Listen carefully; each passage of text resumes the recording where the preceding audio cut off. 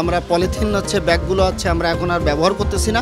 আমরা বাসা থেকে এখন থেকে ব্যাগ নিয়ে আসব। তো সেক্ষেত্রে আমরা কাস্টমারদেরকে পরিবেশ বান্ধব ব্যাগগুলি প্রোভাইড করা হচ্ছে। পলিথিনটা তো অ্যাকচুয়ালি আমরা জানি যে এটা পরিবেশ বান্ধব নয়। পলিথিন ব্যাগ যেমন পরিবেশের ক্ষতি করছে, তেমনি দেশের অর্থনীতির উপর ব্যাপক প্রভাব ফেলছে।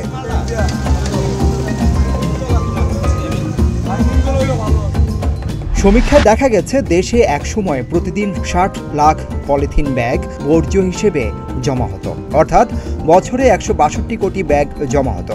৮০% যেখানে সেখানে ছড়িয়ে ছিটিয়ে পড়ে থাকত, বাকি মাত্র ২০% অপসারণ করা সম্ভব হতো। এর সহজ ব্যবহার ও সহজলভ্যতার কারণে দিন দিন এর ব্যবহার বৃদ্ধি পেয়েছে।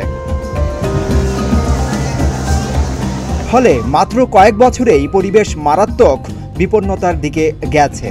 পলিথিন পচনশীল নয় বিধায় এটি পরিবেশের উপর মারাত্মক হুমকি। এটা সম্পূর্ণ রাসায়নিক পদার্থ দ্বারা তৈরি।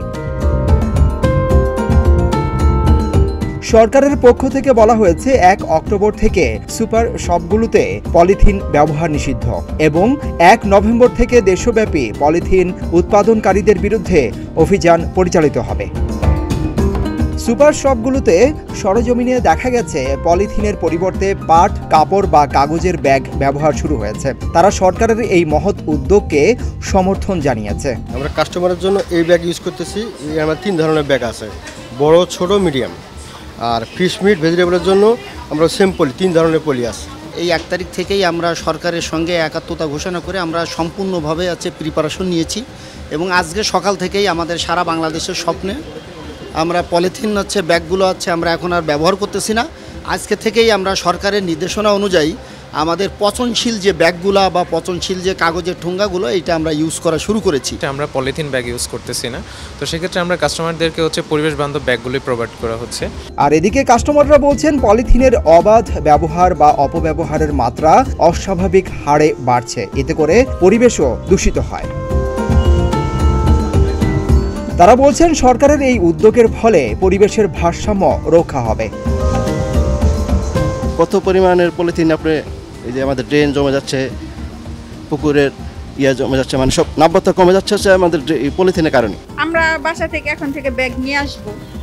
পলিটা আর এখন ওরা দিতে পারবে না, আর আমরাও নিব না। পলিথিনে স্বাস্থ্যের জন্য ঝুঁকি। আপনার রাস্তাঘাট যেখানে পারে সেখানে পলিথিন ব্যবহার করে ফেলে দেয়। ড্রেনেজ সিস্টেম একদম বন্ধ হয়ে যায়, বৃষ্টিতে পানি জমে যায়, রাস্তাঘাট নষ্ট হয়। পলিথিন দিন দিন বাড়বে, এটা তো আর যত দ্রুত এটা সরানো যায় ততই ভালো হয়।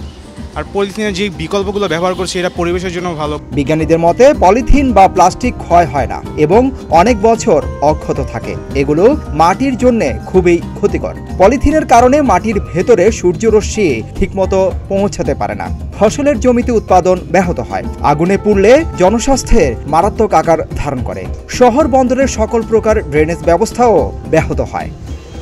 সুপ্রিয় দর্শক, এতক্ষণ আপনারা অবগত হয়েছেন যে আজ থেকে সুপার শপগুলোতে পলিথিন বন্ধর কার্যক্রম অলরেডি শুরু হয়ে গেছে।